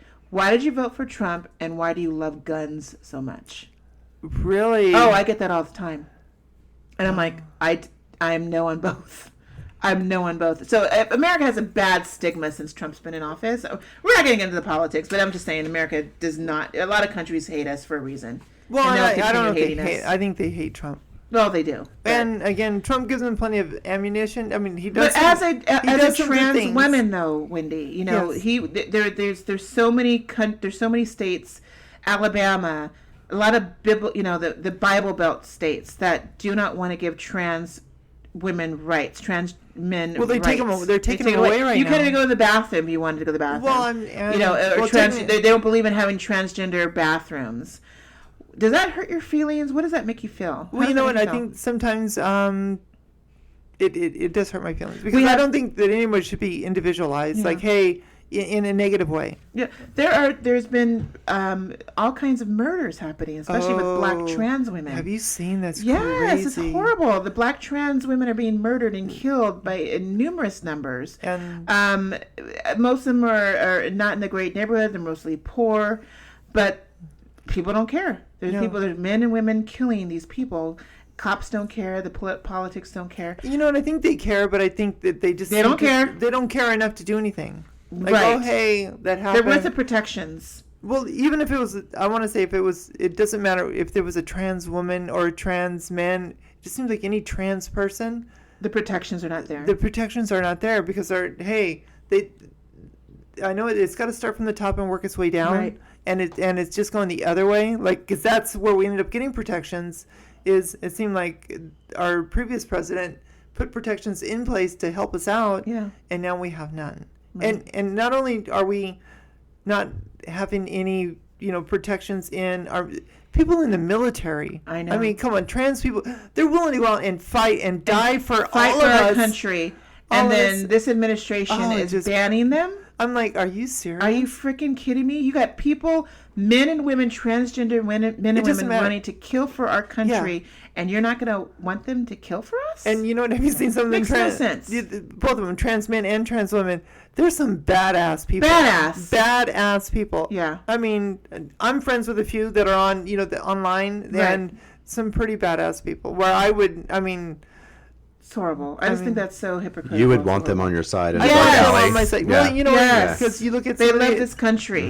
some of our allies that like, that allow people into their military, allow trans people or gay people into their military. But they you don't know care. what? America is not just the only one. I went to India recently, a month ago, and in India and a lot of Middle Eastern countries do not accept the gay community, the gay culture, the LGBT culture. So, America is not too far back, with this administration. We're getting back again, but we are not as bad as some of these countries who are killing young, old, gay brothers and sisters, lesbian, gay, bisexual, transgender sisters out there. So thank goodness we do have some protections in this country, not as much as we used to, but we're not as bad as some of these Middle Eastern countries that are literally throwing men and women off a building and killing them, or cutting their head, or stoning them, or shooting them crazy. in a shooting type of, assassination type of way. It's awful. Yeah. So we do have to be grateful for some of the freedoms that we have here.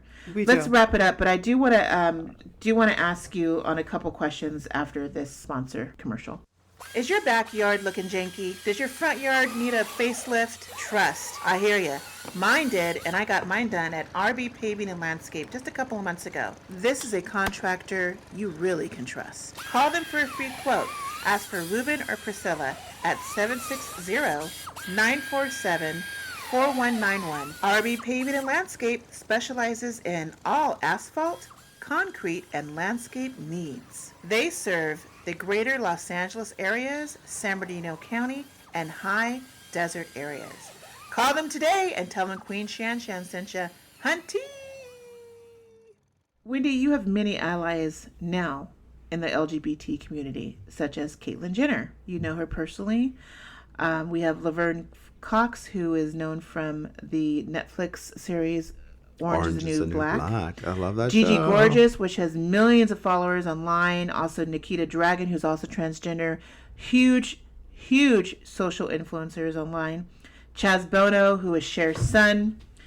By the way, this blew my mind, and I'm super late to the game. I had no idea that the Wachowski brothers. They were known as the Wachowski brothers. Yeah. They're known as the Wachowski sisters. It's amazing. They're actually known as the Wachowskis. That both brothers who were responsible for the Matrix movies, Jupiter Ascending, Netflix's very popular series Sense8. They're both transgender. Yeah. Lana and Lily Wachowski are huge Hollywood producers, writers, and they both are transgender. And you know what? When they came out, it seemed like it kind of was like a snowball effect after Laverne Cox kind of like, she kind of like started that snowball. And then, you know, Caitlyn came out, and then, well, actually, before then was Carolyn Cossey.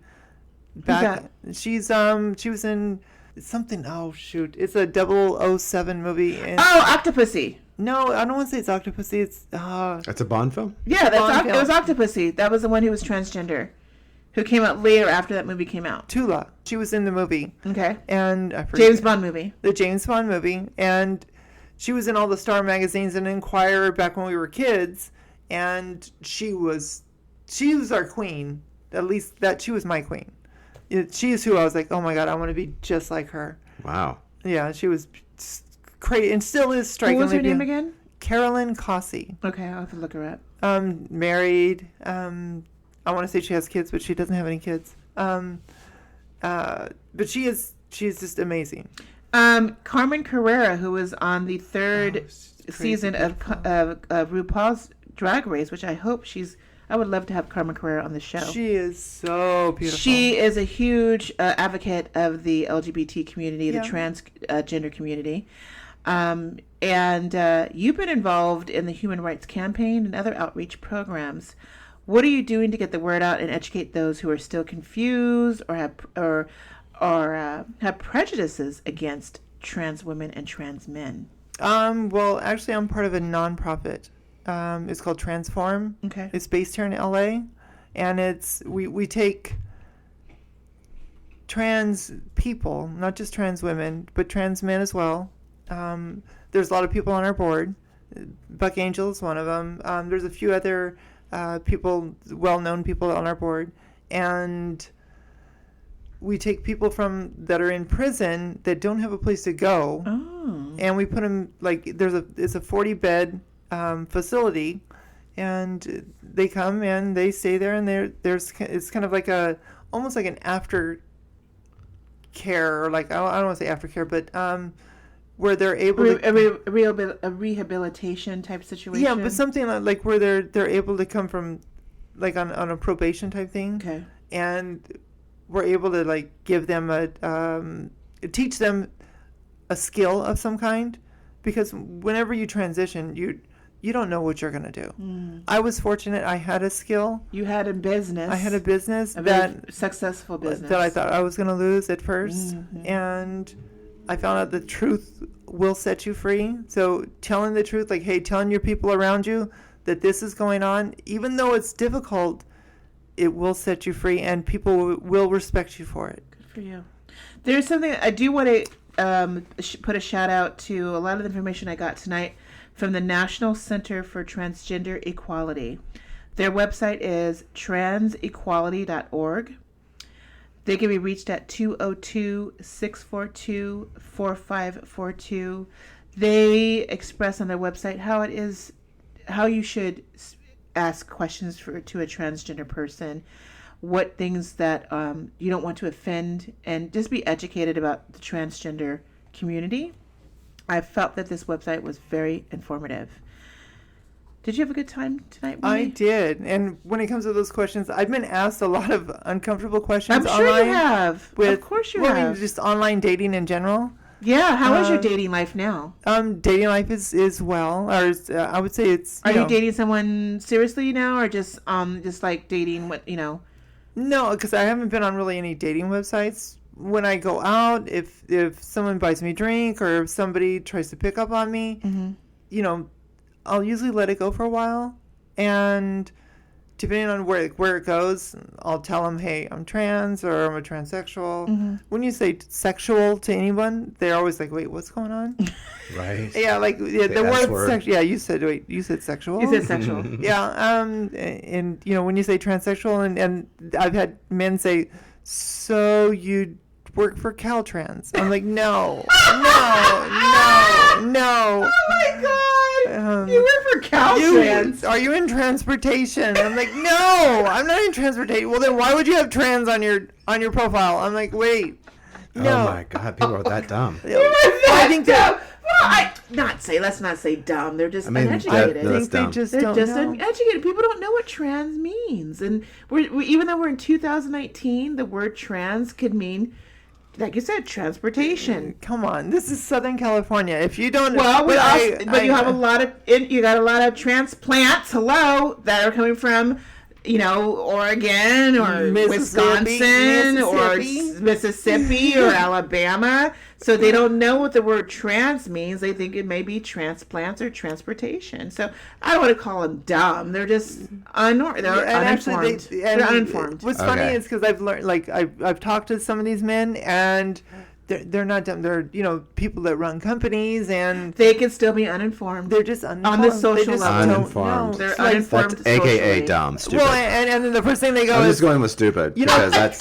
What all men hate on this podcast. What all men always want to know is like, so do you have a penis? Like, even though you say no, hey, I've gone through surgeries, I've had sexual reassignments, they don't care. They still want to know. They want to say the penis word. They want to ask if you have a penis. I don't care what you say. No, I have a vagina. No, I'm a full woman.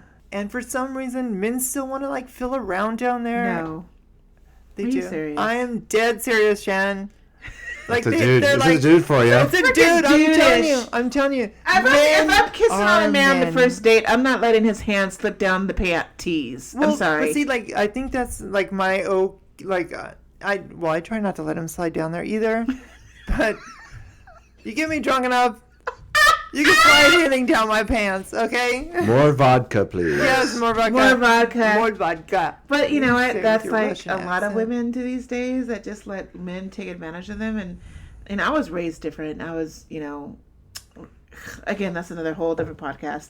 But anyways, we can still talk more of this subject. But let's wrap it up because we have another segment to talk about, and it's about Pride Month. And that's right. A reason why you're here, because we're here to elevate the LGBTQ plus community. Happy Pride, and what it means to us. Ooh. After the break. Queen ShanShan, I hear you have a date tonight. Why, yes, I do. And we're actually looking for a place to eat for dinner tonight. Any suggestions? Yes, I know the perfect place. Ma's Italian Kitchen. Great idea. They have an amazing seared salmon plate, grilled New York steak, and also baked chicken parmigiana. You're welcome. Thank you. You know what? I gotta tell them Queen ShanShan sent me. Hunty.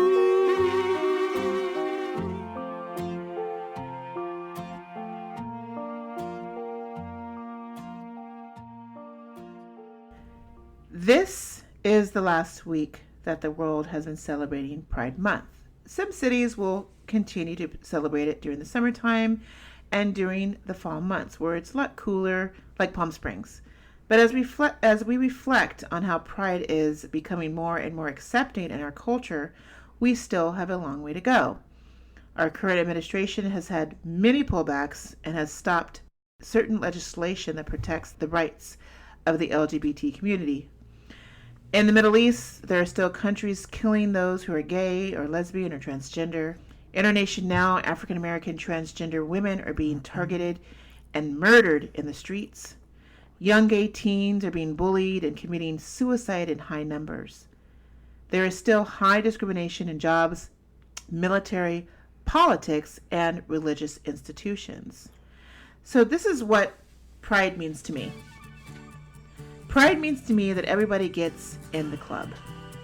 What I mean by that is that there's no finger pointing to who gets to be included. The LGBT community plus has always been accepting of me, and I embrace all people in my life that has been there for me. I preach about inclusivity all the time, whether it's in friends or family or business. Everybody wants to be accepted and loved, and not judged for what they are in terms of color or different sexual orientation or their race, if they're skinny or they're fat or rich or poor, but the quality of who we are. We want to be loved. If you're a bad person or a shitty friend, then you're out. You're just done. You're out of my life. But otherwise, let's embrace each other's differences. Wendy, what does pride mean for you? To me, pride is kind of like a sense of family. When you're sitting there all alone and you're kind of in your own loneliness and you kind of wonder, hey, no one likes me, no one wants to be around me. There's this community out there that wants to grab a hold of you and say, hey, I'm here for you. And I feel like that's what pride does, is it gives you like this sense of community, like we'll love you no matter who doesn't love you. Like there's this unconditional love that belongs to pride. And for me, they've helped me out of some pretty tough jams. Right. You know, from some loneliness that I never thought I'd get out of. Right. And also some, I guess support, actually lead me down certain avenues and allow me to gain some, therapy where I didn't know I needed therapy. So, yeah, pride is huge. Yeah. To me. Edward, what does pride mean for you? Well, I'm going to go off of that. That's huge because it is sort of that to me, but I'm going to put it into an animal. Okay. So it's a cliche, but a peacock. Okay. A peacock is sort of an ordinary looking, animal, bird, except it's big. And when it's really proud of itself, it flares its colors and it flares its tail and it shows the world really who they are. Right. They're not afraid to show the world who they are. And that's what it's about to me. It's about showing those colors, the rainbow flag, whatever. That's a cliche too. But it is like spread that tail and show the world who you really are because, Be proud. And not care Be proud what other people think. And not that care. That peacock there's a reason why it's called a peacock for a reason. That peacock struts down the aisle, shows its colors, and says, "This is who I am. Deal with it, bitches." Or listen to my sound all night long. That's true. Okay? That's true. We all need to be like that. We need to be more like a peacock. That's right. We sure do. We sure do. So thanks, you two, for sharing what pride means to you. And thank you for having me here. You're so welcome. You know what, Edward and Jan, you were my spirit animal. That's the champagne kick. I know. And without your... You kind of guided me kind of somewhat where I don't think you knew that you were such a big part in my family's life. You're my... I love your family. I know. Well, and you're my kid's aunt, which is... Auntie ShanShan. Auntie ShanShan. And you've been with me on vacations with my kids. Mm-hmm. And you've come over to countless parties. Countless. And I just want to thank you for everything you've done in our lives. You're welcome. You know what I mean? I love you very much. I know. I love Tana very much. I love your kids, like, insanely, Brandon and Jordan. It's amazing that I've been around them for over 20-something years now, and they're gorgeous, wonderful adults now. Yeah. You and Tana did an amazing job raising those children. And not bad. Not a bad job at all. Not a bad job at all. Congratulations with that. Thank you. You definitely need a nice pat on the back on that for sure. Well, and it's because we had support around us like you and Edward that has helped us, get through some of those rough times. Yeah. And even though you're talking to your father now, you rekindled your relationship. Your father is now closer to you. They're closer to your children as well, his grandchildren. He's closer to, I want to say we're close, but I keep him at arm's length. Now I kind of, we're still building that relationship back. I think, in time everything, heals. It takes time. Yeah. It's a bandage. It is. You're correct. And there's a scar. Of course. But after time, it fades. Little House on the Prairie. This isn't, no. Pause not coming back. Pause not coming back that quickly. No. Well, I want to say I am so grateful that you've been on this podcast. I'm so grateful you listen. You actually are a fan of the show. Are you kidding? Thank you for listening every week. I love you. Oh my God, thank you. I am so grateful for you, and this is again a great pinnacle time to we can close Pride Month with you as being our amazing guest co-host. Edward, thank you for being a wonderful and fabulous producer. With You great are skin. With Very great skin. welcome, and thank you for the comment, the compliment. Yes. And I wanted to say something about you because I want to maybe dispel any kind of fear in the world that's out there about trans people. This woman is remarkable. She's beautiful. She's smart. It doesn't matter. I had some preconceived notions about the trans community years ago, and to be truthful, you're the first time I've really been exposed to anybody that's really trans. I've met Really? you 2 years ago, I believe it was. Yeah. And so I just don't run in those circles at all, and I don't know what those circles are, but I just don't have. I don't have a lot of gay friends, and I don't have a lot of trans friends, obviously, either. So you were my first, and I just want to say you're lovely and you're inspiring. Aw, Edward. Okay. I'm going to make you go straight. I can see it coming already. Oh my God! Wouldn't that be something? Well, Edward used to date the females. Did you? Back in the day. I did. Where He else loved did the vagina. He learned that skincare somewhere. I'm telling you right now, okay? That wasn't passed on from one generation to another. See, He learned I how to was take like- care of that. He sure shit. did. All those girlfriends I had. Yes, you That's I did. was snatching their That's products. it's like, hey girl, hey. Hey, girl, hey. Well, again, Wendy, we want to thank you for being on the show. Broads, we are winding down season 2 very soon. We will take a break for the national holiday coming up next week. And then we will only have 2 shows in July and after that, we will be taking a 3-week hiatus. We need to get refocused and get more exciting content for you for season 3. So look forward to the next two podcasts with Wadua Wali. She is Director of Corporate Communications of TBS and TNT Networks, Warner Media. She also is the founder, producer, director of Parking Meter Productions, an award-winning indie creator. I cannot wait for you guys to meet her. Then after that, Adam Barr is back. Adam Barr, the guy from Israeli, the guy who was the muscle builder, who won Mr. Israeli, Mr. Universe. The guy that with his likes chicken. The guy who loves chicken, honey.